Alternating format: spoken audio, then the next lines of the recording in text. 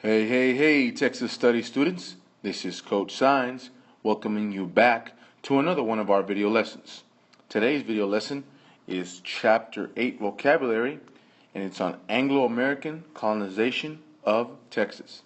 Now, make sure that you draw your vocabulary diagram. Remember to draw the three boxes, one for the word, one for the definition, and one for a picture so that you can remember the next time that you're reviewing the vocabulary. Our first vocabulary word today is the word Anglo-American. Anglo-American is a person whose ancestors moved from a European country to live in the U.S.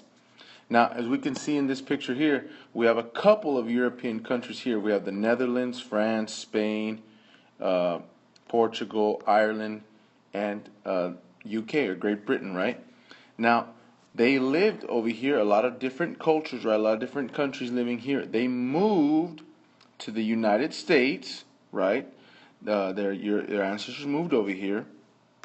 Now, upon moving to the United States, they now share, as we can see here, they now share a common culture and language, which is this one right here, the United States. They all came to America now, and they're all sharing this common language and common culture.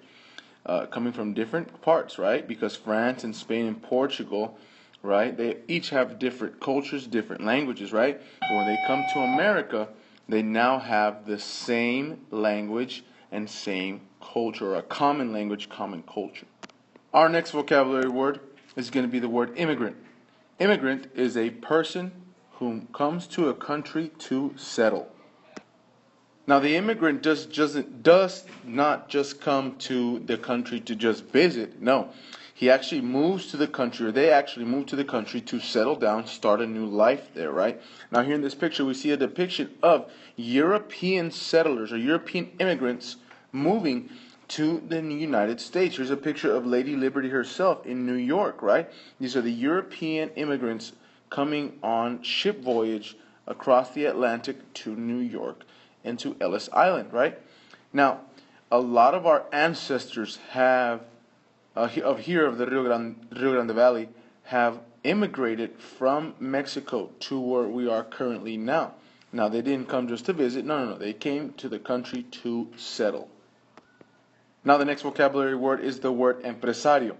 An empresario is an agent who makes all the arrangements to bring settlers to a colony.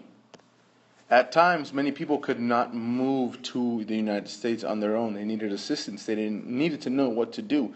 So these empresarios were the agents that would make all the arrangements to bring them over to the United States. Now, one of the empresarios that we're going to speak about here in the next coming days and weeks will be a very important one, and he goes by the name of Stephen F. Austin. The next vocabulary word we're going to cover is the word recruit. Recruit is to persuade someone to join a group. Now, here in this picture, we see a recruitment poster of people wanting you to join the U.S. Army, right? Here we see Uncle Sam. Now, Uncle Sam depicts the U.S. government saying, hey, we would like you to join the U.S. Army, right? This is a recruitment poster for the U.S. Army, and Uncle Sam, hey, telling you, hey, you're the one that needs to be in the Army. Now, these are one of many tactics, or you could say advancements, or how to persuade you to join a group, a poster like this, or many different things. But recruitment is to persuade someone to join a group. The next vocabulary word we're going to discuss is the word filibuster. Now, a filibuster is an adventurer who engages in a private rebellious activity in a foreign country. Now, a filibuster is someone who is an adventurer, maybe some of you guys are, and are rebellious, right? Raise your hand if you think you're one of those two, or two of those two. Right, then you might be considered a filibuster. Now, a filibuster is also someone that engages in private rebellious activity in a foreign country. So what they do is what? Private activity. They break the law. They're lawbreakers. That's what they do, but in a foreign country, not their own. Now, in this picture, we see a filibuster being kicked out or sent back, right? Here is Texas, right? This is Texas. And we can see here that this man is being shot back to Spain. So here's Texas. This man's being shot back to Spain. And it says here, if he can't respect our flag, send him back to where he belongs. Right? This is a pirate. And yes, there were pirates back in the day. Actual real pirates. Not like the ones that you see in Pirates of the Caribbean, right? No.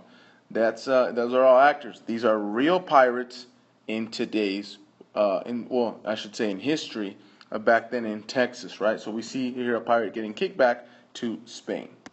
Now, the next vocabulary word that we'll be discussing is the word republic. Republic is a nation or state in which people elect representatives to govern them. Or in other words, this is a nation or a state in which people have the right to vote for whoever will lead them, whoever will govern them in the future. Now, if you remember, in chapter 7, Texas was ruled or was under New Spain. Right? I'm going to put New Spain right there. Now, under New Spain, they're under a king. They're not under representation of people. They're under a king. And when you're under a king, it's called a M-O-N, give me a second, A-R-C-Y. There we go. A monarchy. A monarchy, right? Where a king rules over everybody. He is the one that rules, and you don't get to elect the king. This is what was going on in chapter 7 of Texas. But as the independence came, the people wanted to be able to select their representative, and that's exactly what Texas is going to be doing under Mexico. They're going to become a republic, and they're going to be able to state in which people elect the representative. They're going to get to choose who represents them in government and who's going to be able to speak out their rights for them. Now, the next vocabulary word that we're going to be talking about is the word Tejano. Tejano is a person who is of Mexican descent living in Texas. So in other words, this is a person whose mother and father are Mexican, born in Mexico, and is now living in the area of Texas. Now, even to this day, people that were born in Mexico and then come to live in Texas consider themselves to be Tejanos. Now, we even have our own style of music, Tejano music. How many of you heard of the style of Tejano music? Okay, all right. I can see a couple hands here and there. Now, it originated from Mexico and it's made its way into Texas and, of course, picked up its own blend and style. The next vocabulary word is the word seed. And yes, it sounds like, or you can say it like a seed, the ones that you plant in the ground, yes, to make a tree or fruit. But seed means to surrender by treaty. Now, to surrender, as we can see here, the key word in there, surrender, means to give up. Now, to give up is also saying, hey, I'm waving the white flag of surrender, as we can see right here. Now, once they wave the white flag that we can see here, the next step would be to sign the paper or the treaty where they're officially giving up power or giving up whatever it is that they're giving up. And this puts it all together to make it more concrete. Now, here in this picture, we can see that the Japanese are signing the Treaty of Surrender or ceding to the United States, right, in World War II. This is exactly how it happened. They signed the treaty and they give themselves up and saying that they will no longer fight in World War II. The next vocabulary word is the word land title. Now, land title is basically the proof of ownership. Basically saying, hey, show me proof that you owned a piece of land, right? Now, here in this picture, we see a certificate of a land title and where exactly the land is to be marked off. Now, if your parents own a house or if your family owns a home, right? Your parents should have proof of the land which they live on, right? That provides if anyone was to ask questions or ask, hey, where do you live? What's your piece of land? They provide this certificate of title of the land title, right? And it shows them exactly what their ownership stake is in that piece of land. It gives them proof of ownership of that piece of land, of that house.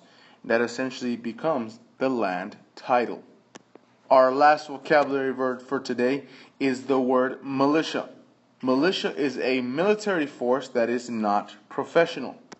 Or in other words, as you can see here in this picture, a group of soldiers that is not professionally trained, that have not gone to a training or have not been taught by someone who is a professional. These are just regular people who will become regular fighters.